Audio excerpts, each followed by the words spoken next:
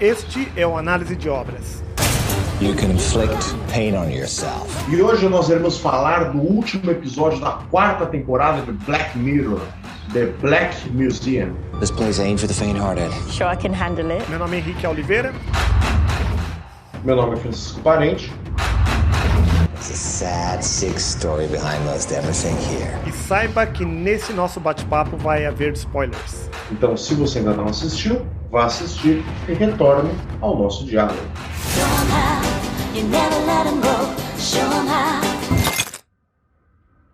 Primeiro de tudo, Francisco, fala aí, por favor, uma sinopse, um resumão desse episódio. Uma garota está viajando no oeste dos Estados Unidos, então ela para abastecer o seu carro com energia solar e acaba se deparando com um museu meio macabro.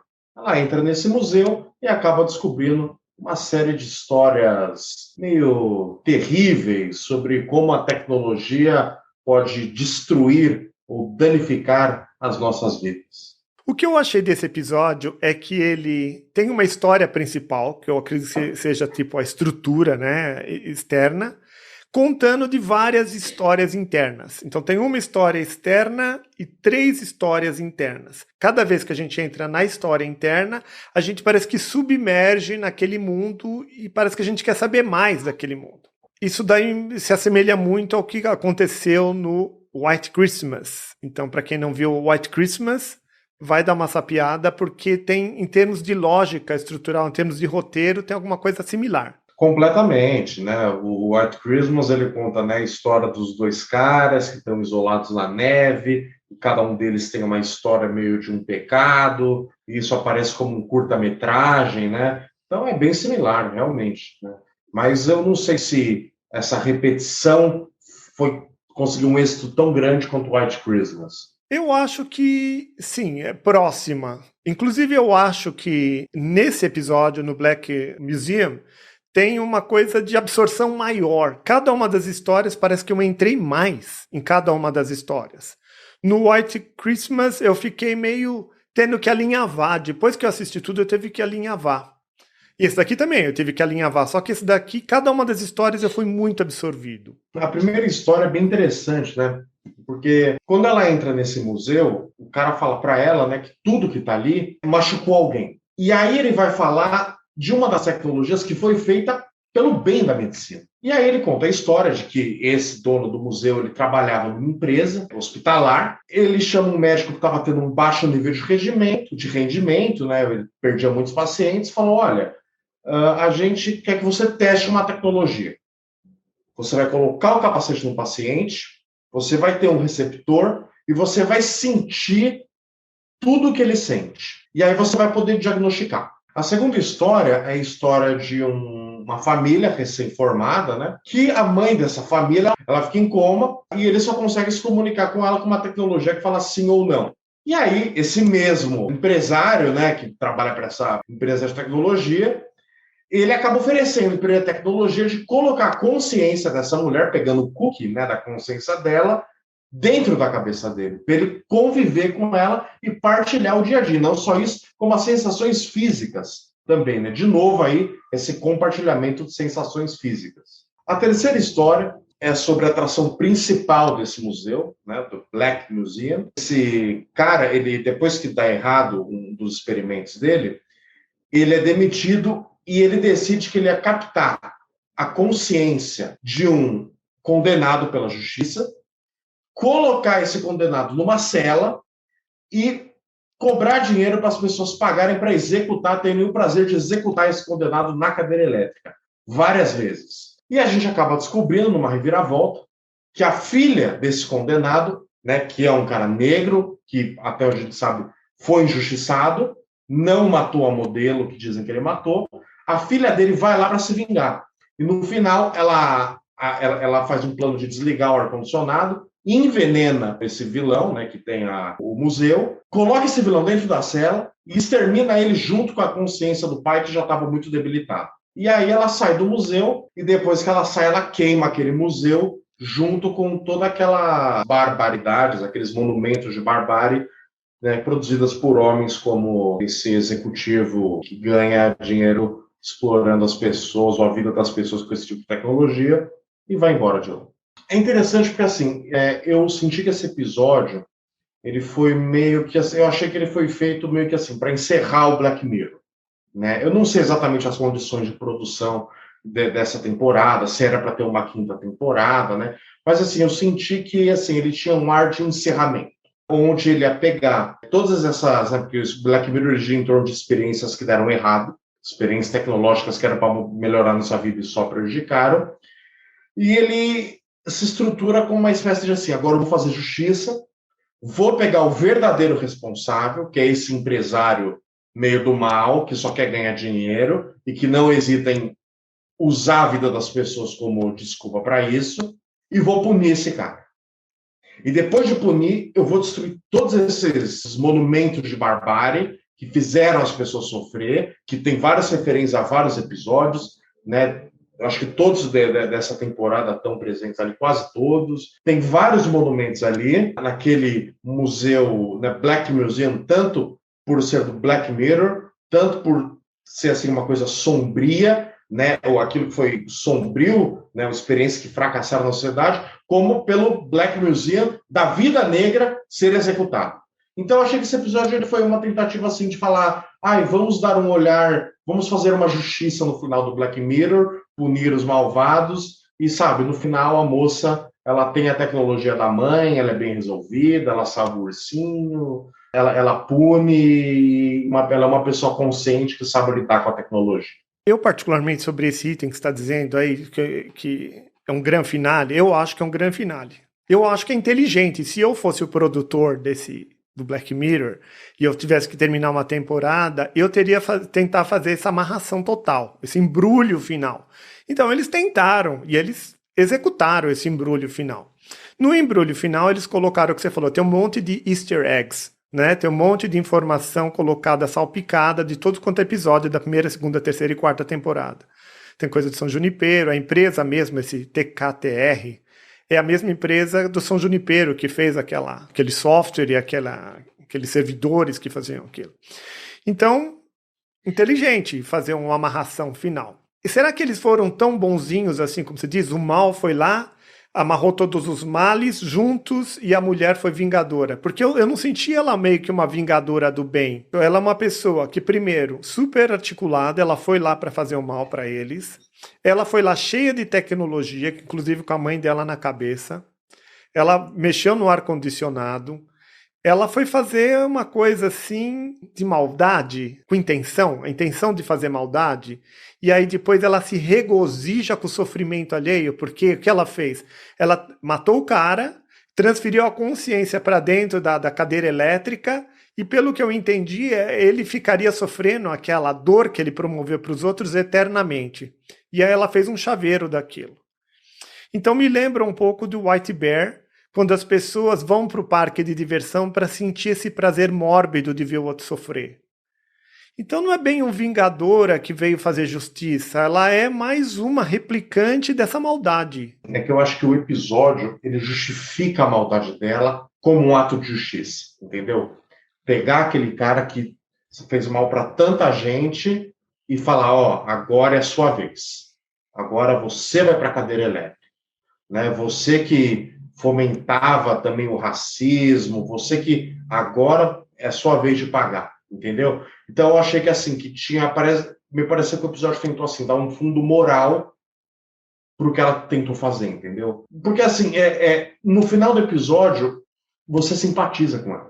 Eu não me simpatizei com ela. Eu achei que ela era tão maldosa quanto ele ou mais. Vamos pensar comigo. Ele é um empresário que mexe com medicina. E ele desenvolve essas tecnologias que têm a ver com cookie, transferência de consciência e tudo mais. Uma pessoa dentro de um ambiente hospitalar assim, ou dentro do mundo da tecnologia, ele é um cientista, ele é um inventor, ele tenta criar soluções para melhorar a vida das pessoas.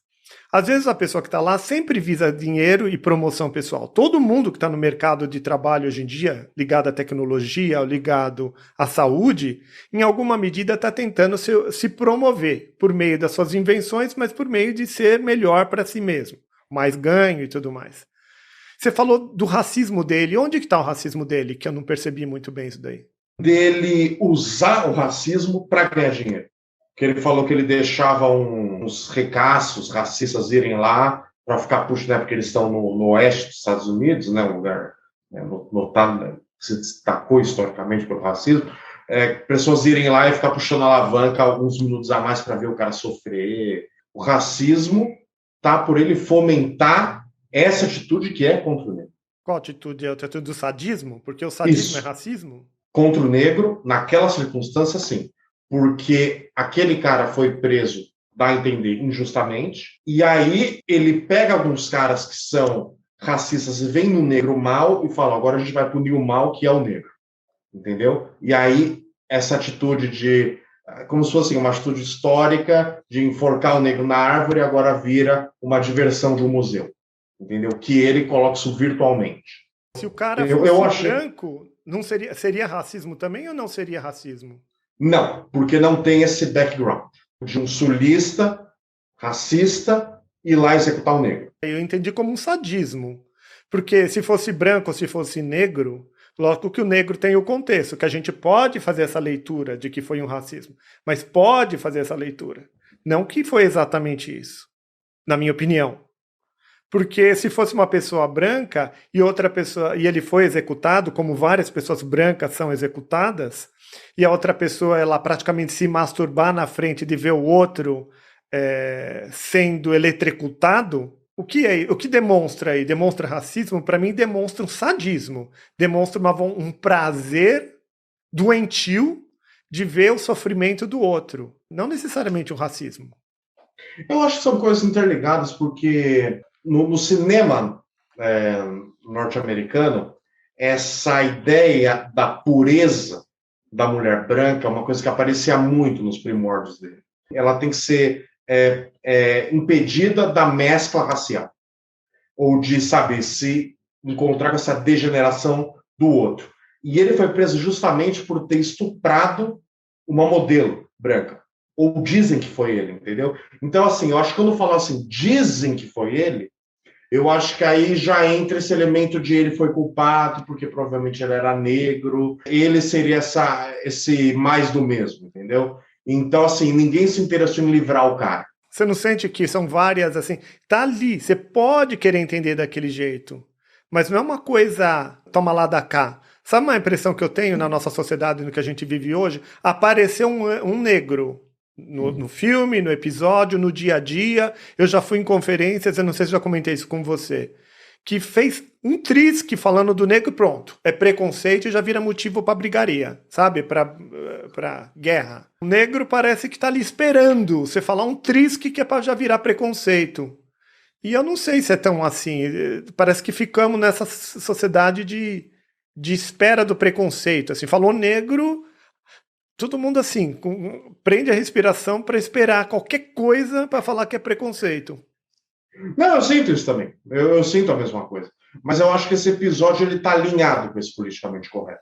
Ele está alinhado porque também ele quebra esse estereótipo do filme de terror da mulher frágil sozinha, né? E o cara que seria um pervertido que faria alguma coisa com ela, e na verdade é o contrário, entendeu? E acho que assim, eu acho que esse episódio, eu acho que ele pelo menos se mostrou para mim comprometido com essa agenda de punição do racismo, e do machismo, e do conservador e do capitalista malvado, entendeu? Eu pelo menos assim, achei que esse episódio ele estava comprometido com isso. Podia ser outra história, entendeu? Não precisava ser um cara negro punido por ter estuprado uma modelo e aí alguns caras pagam a mais para ver esse cara sofrendo, seja pelo sadismo ou seja por esse prazer de punir o negro, que ele não pode punir numa sociedade porque tem leis para isso. Então ele pune virtualmente. Entendeu?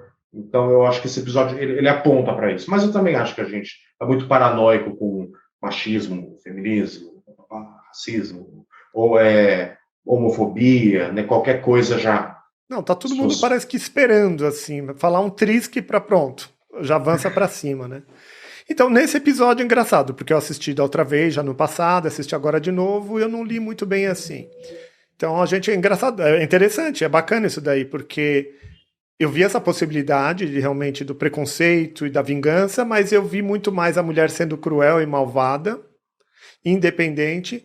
O que me surpreende muito, a gente conversou disso quando a gente falou do White Christmas, é esse prazer humano de ver o outro sofrer, né? Inclusive no primeiro módulo, o que é? O médico, que ele coloca lá um implante atrás da orelha e depois ele consegue sentir o que as pessoas sentem. E aí ele vai criando algo dentro dele que é de sentir o prazer na dor, o prazer na morte, o prazer no sofrimento. Eu queria sua opinião sobre isso, porque, por exemplo, uma pimenta, ninguém gosta muito de pimenta. Uma criança, se, por exemplo, dá uma pimenta para ela comer, ela não gosta, porque ela põe na boca, arde. Só que arde, depois ela come de novo, depois ela come de novo, e depois parece que existe uma reafirmação que gostar daquilo, ou ter aquele referencial do ardor da pimenta é bacana. Cerveja, a mesma coisa. Você pega uma criança normal, a criança não gosta de cerveja, porque é muito amargo. Mas depois, conforme vai ficando adolescente, ela só quer tomar cerveja, porque cerveja é muito gostoso. Alguma coisa no cérebro se recodifica, se ressignifica para sentir prazer nessas coisas que naturalmente não eram prazerosas e que depois elas se tornam prazerosas. Fala um pouco para mim o que você acha dessa coisa de sentir prazer na dor alheia, ou sentir prazer na pimenta, ou sentir prazer na cerveja. Eu acho que tem dois motivos aqui que me chamam a atenção. Um é essa coisa mais fisiológica, né, de depois de uma dor, sabe, assim, de uma coisa mais intensa, até sadomasoquismo, ou assim, um treino físico muito pesado na academia, tal, sabe, depois parece que quando passa, dá uma coisa gostosa, assim, sabe, quando sua boca para de arder, ela arde, e depois, assim, dá uma sensação de alívio, sabe, eu acho que é isso que eu fui até o limite e agora eu tô tranquilo. Agora veio uma endorfina para me relaxar, entendeu? E a outra, que acho que é uma coisa que tem a ver com o próprio, né, porque esse episódio conversa muito com o gênero terror, né? Eu acho que é essa ideia do cara que tem todo aquele terror, mas sem sentir os impactos, né? Que é o médico, né? Ele sentiu a sensação da morte, mas sem morrer. Né? Então você sente aquele terror pelo personagem, mas você está confortável na cadeira. Todas as coisas que você falou, da bebida, do treino físico, da pimenta, é uma coisa dura, mas é seguro. Então acho que isso talvez seja um pouco adrenalina com o conforto do depois. O que você acha?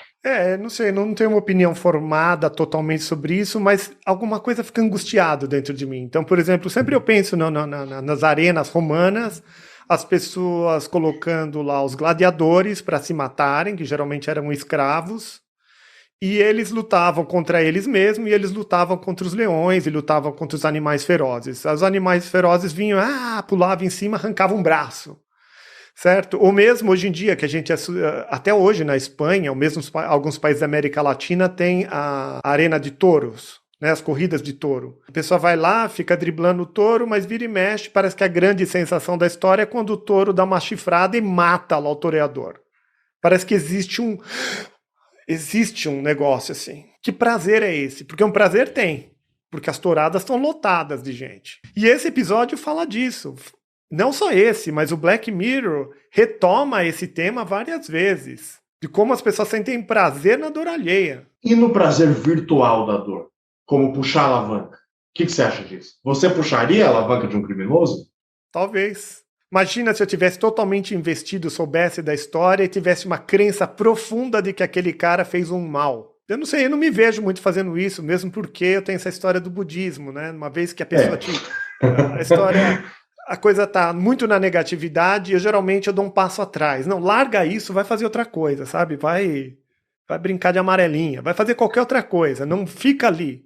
Porque ali já sabe, é um escalar de negatividade. Mas eu vejo que as pessoas não, elas têm um prazer sádico.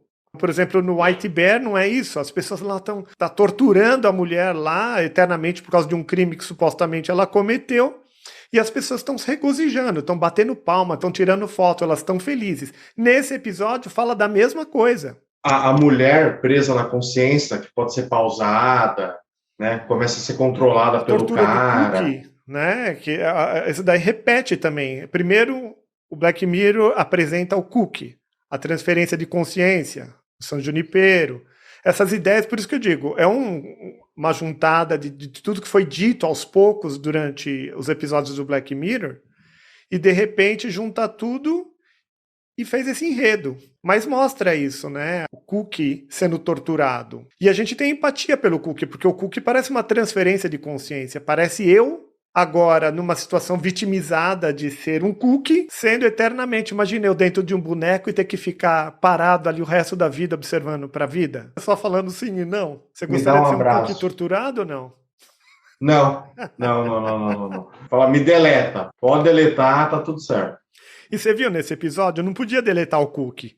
Chegaram em tal equação legislativa, né, com as leis, que não podia... Tinha que ter pelo menos 5 opções o cookie. Se ele não tivesse 5 opções, ele não podia ser um cookie manifesto, e a mulher lá ficou numa situação que ela não podia ser deletada. Por que eles não transferiram ela para outro, né?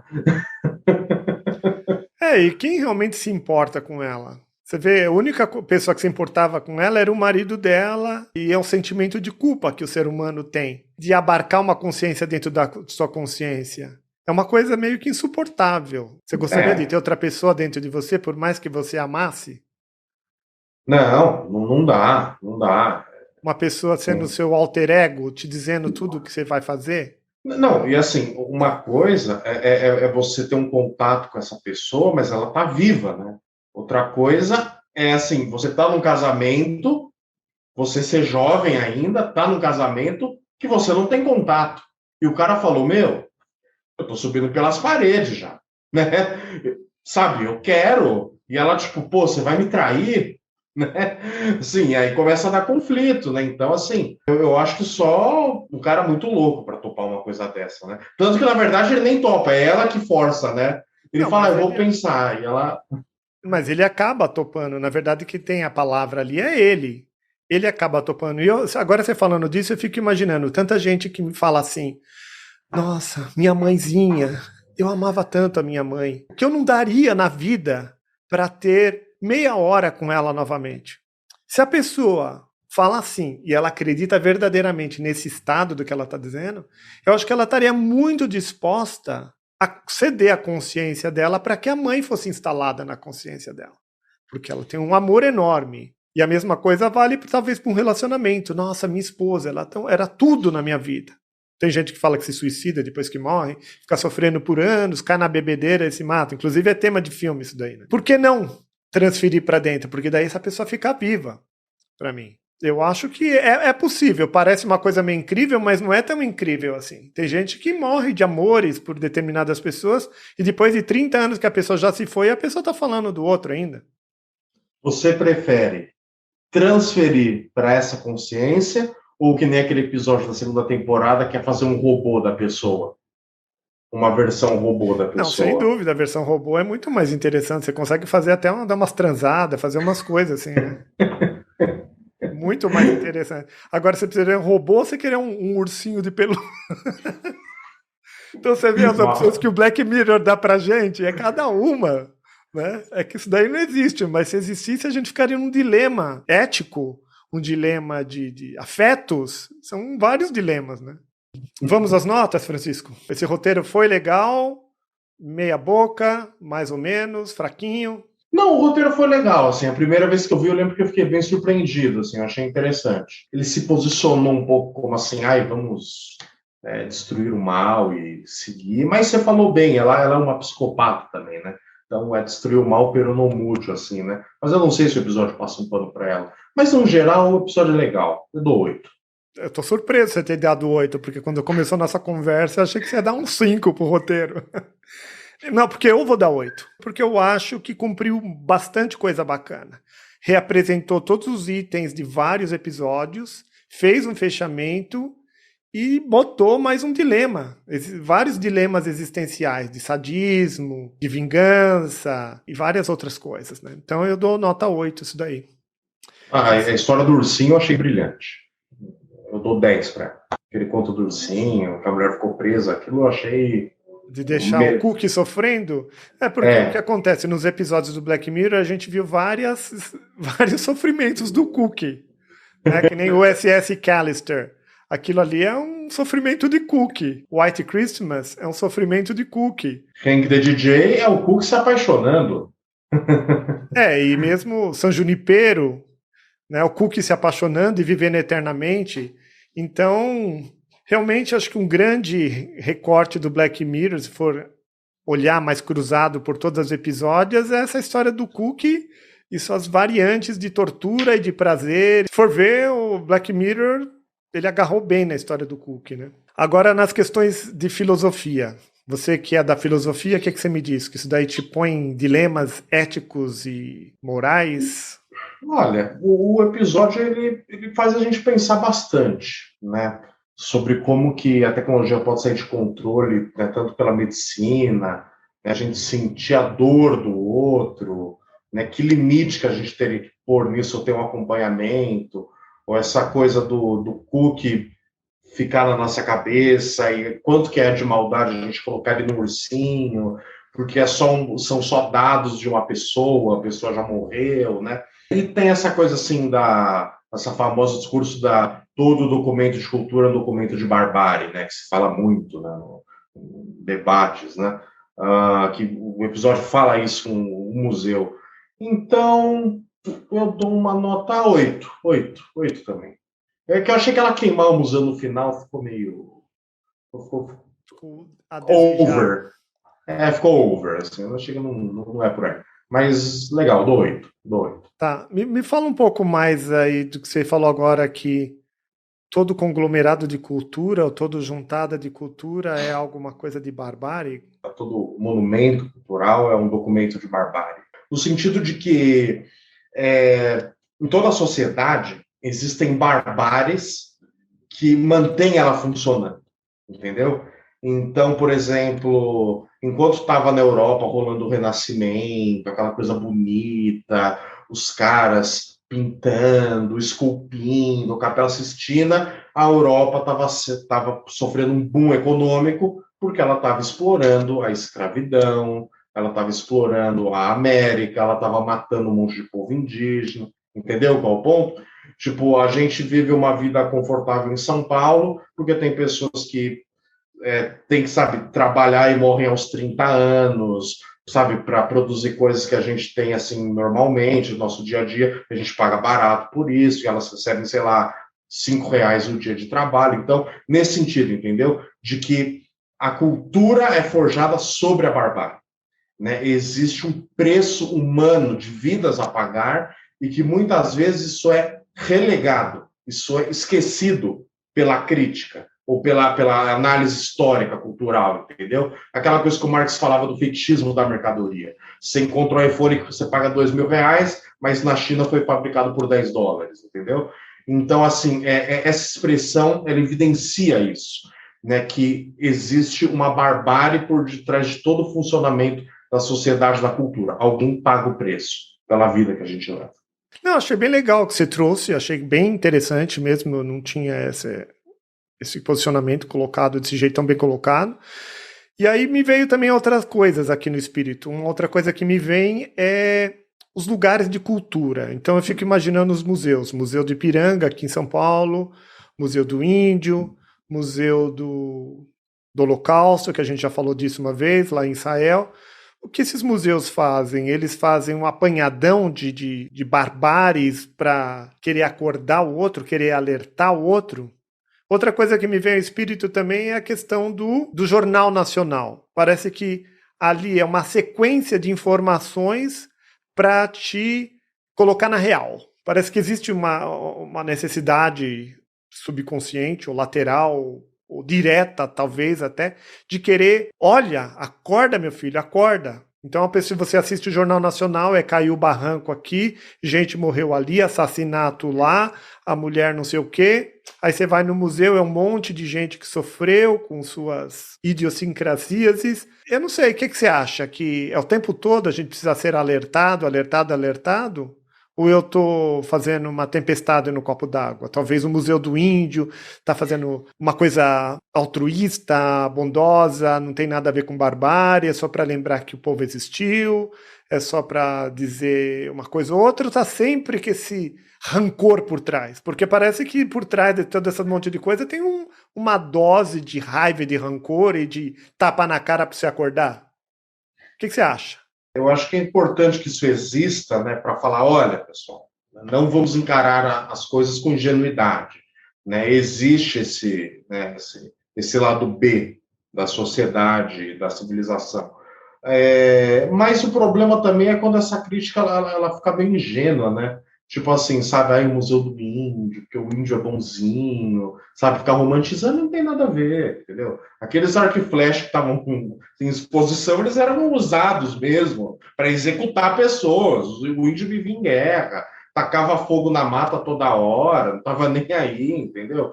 Era canibal, tudo bem, dentro do contexto cultural deles é compreensível, mas, meu, para nosso padrão de civilização, não, entendeu? Então, assim, eu acho que o problema é quando, assim, vira uma coisa assim, ai, vamos mostrar onde está o mal está ali, ó, olha onde está o mal. Não, o mal está aqui, entendeu? Sabe, assim, qual é o ponto? Eu acho que nesse sentido é legal. Eu fico vendo também, tentando entender tudo isso, porque é o que você falou, se o museu fica uma coisa boba, né, a flechinha do índio, você leva a criança lá e fala, ó, o índio é bonzinho, não sei o que lá, alguma coisa, fica uma coisa besta que serve pra quê? Serve pra nada. Agora, se fala, não, mas o índio, ele caçava, e o homem branco veio e destruiu através da varíola, destruiu através não sei o que lá, parece que tá o tempo todo remoendo da maldade humana. Né? Você falou dessa questão da toxicidade, que parece que esses agrupamentos de inteligência, de cultura, tudo mais, está sempre querendo te mostrar. Quem é que está querendo tanto ser mostrado? Quem é que precisa ser alertado tanto o tempo todo? Isso me angustia, né? Então, o tempo todo esse caráter reparativo e punitivo. Parece que você tem que ficar o tempo todo assistindo o Jornal Nacional e sofrimento do negro, sofrimento do africano, sofrimento da bomba nuclear, as pessoas que morreram por causa do não sei o que lá, os cachorros que são maltratados, sabe? É um alerta do cachorro, da falta da água, da queda do barranco, do assassinato. Meu, que vida é essa? É assim que é para viver? É isso que é uma pessoa consciente, presente do seu dia a dia? Isso me angustia. E também porque a gente sabe que, né, as pessoas que vestem essa camisa, elas não são conscientes de nada, né? Elas são que nem a gente, né? Só que elas, eu não mato animaizinhos, né? Eu dou comida vegana para o meu cachorro. Eu uso gênero neutro, né? Eu não uso Rastafari porque é apropriação cultural, né? Eu não quero fazer essa agressão, né? Sabe assim? Eu acho que no final das contas vira uma coisa tosca, vira uma paranoia tosca de gente que quer fingir que é moralmente superior, mas não é nada. Eu me incomodo que esse alerta. Eu não sei que nome dá para isso. Alerta pelo alerta, assim. A pessoa precisa ficar alertando. Ela precisa avisar do cachorro, do esgoto químico que prejudica nossas águas e nossos mares. Ela precisa alertar da fala agressiva que não reconhece os gêneros. Ela, sabe, é uma necessidade o tempo todo de ficar alertando. Eu não quero ser eu particularmente não quero ser tão alertado. Prefiro ficar quieto. Tanto é que eu não assisto mais televisão, canal aberto, faz 20 anos, mais de 20 anos. Sorte a sua. Não quero ver aquilo lá, porque aquilo ali é um alerta. E, na verdade, é o que você falou, essas pessoas elas estão perdidas, elas só querem fazer sensacionalismo e se promover. Elas não têm realmente bondade dentro delas ou clareza dentro, na minha opinião. Elas querem se promover. Vira um negócio, né? Ou mesmo em palestras e tudo mais, você vê pessoas fazendo perguntas que, na verdade, não é pergunta. As pessoas só querem se promover. Se promover por causa do preconceito, se promover querendo alertar. Isso me exaure. Eu tenho um bode com esse negócio aí. Mas, fechando aqui, a minha nota também lá para a questão filosófica. Depois da digressão desse tamanho, a minha nota lá para a questão filosófica eu dou 9. Eu dou 9, porque eu acho que me botou nesse estado de, o que é isso? Que sociedade que a gente vive hoje?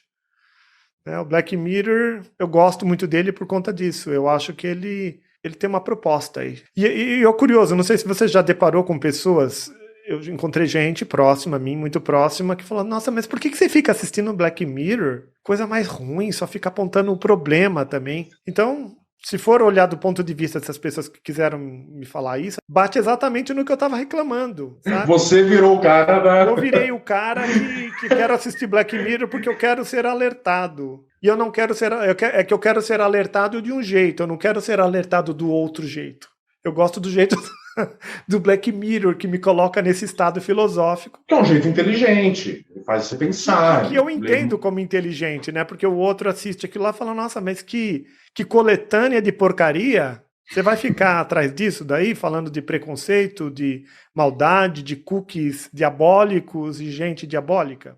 Mas eu acho que o Black Mirror, eu acho que ele encara as coisas com muita maturidade, entendeu? Eu acho que atualmente muitas produções, esse boom de filmes de super-heróis, é um maniqueísmo tosco. Aqui tá o vilão, aqui tá o herói. E eu acho que essas pessoas que ficam militando, que a gente falou, para alertar, eu acho que elas se veem assim, sabe? Então, esse é o meu receio. Eu acho que esse episódio, é que você deu argumentos bons, mas quando eu vi ontem, eu fiquei meio assim, puta, será que esse episódio não tá querendo colocar o bem contra o mal? A menininha que vai vingar o pai e vai, né, fazer a redenção do mundo e vai queimar esse museu do mal e matar esse cara sádico. Entendeu? Eu fiquei meio nisso, assim, sabe? Então eu fiquei meio, será? Sei. E quão inserido no Black Mirror esse episódio está? Eu acho que ele tá muito inserido. Ele tá 10, eu dou 9,7. Por que não dá 10? Eu não sei por quê. Acho que eu vou dar 10, então. Mudei. Então eu vou com você. Tô com você. Dou 10 também. Tá também. inserido no Black Mirror? Tá. Por mais que no final tenha uma abordagem um pouco mais otimista, é Black Mirror aqui. Achei bem legal. Tem um DNA de Black Mirror, né? É diferente do que a gente falou na outra vez, que foi do Metalhead, que aquilo ali quis ser um Black Mirror, mas não foi, na nossa opinião, né? Não, o Metalhead foi tosco, né? Metalhead é meio vergonhoso até, né? Comparado com esse, com o grau de complexidade que esse daqui apresenta, esse daqui faz uma sanfona, né? Com a estrutura externa e mais as 3 estruturas internas. Tem bastante elemento para a gente falar aqui. Que às vezes a gente quisesse falar sobre cada um deles, dava muita fala. Dava, nossa. Eu até pensei, eu falei, como é que eu vou começar? Falei, aí, Henrique, você quer falar do quê, né? Porque tem tanta coisa que escolhe, né? Eu achei que foi demais. Achei que é bem Black Mirror, e acho que ele pensa sobre o próprio Black Mirror também, né? Foi legal isso, né? Essa coisa, sabe, um episódio que pensa sobre a própria série, né? Sim, achei legal isso. E essa reexposição dos temas, né? Isso faz a coisa amadurecer, porque supostamente são capítulos, episódios independentes, e nem tanto, porque ele reexpõe os temas e progride para alguma outra coisa. Porque também, se fosse repetitivo, a gente não aguentaria mais ouvir cookie se fosse aquele cookie único. Já entendi, já ouvi. Não, ele é outra coisa. Ele é outra coisa. A ideia vai expandindo para outras coisas, né? Interessante também pensar essa ideia da tecnologia em fase de teste, né? Que, tipo, a gente já vê o cookie muito avançado, mas aqui é que ela fala, que coloca gente velha, nada, ele fala, não. O que eu estou propondo é antes disso, né? É colocar na consciência, depois vai para o ursinho, depois tem que ter até 5 respostas, né? Interessante pensar isso, né? Mas que lida toda hora com vidas humanas. Bom, pessoal, espero que vocês tenham gostado do nosso bate-papo. Eu adorei ter falado aqui com o Francisco. A gente sempre traz elementos interessantes. Francisco mesmo hoje, eu acho que ele arrasou. Ele falou de umas coisas muito legais. E vocês aí, mandem opinião pra gente. A gente quer fomentar esse tipo de pensamento e cada vez fazer coisas mais interessantes, assim.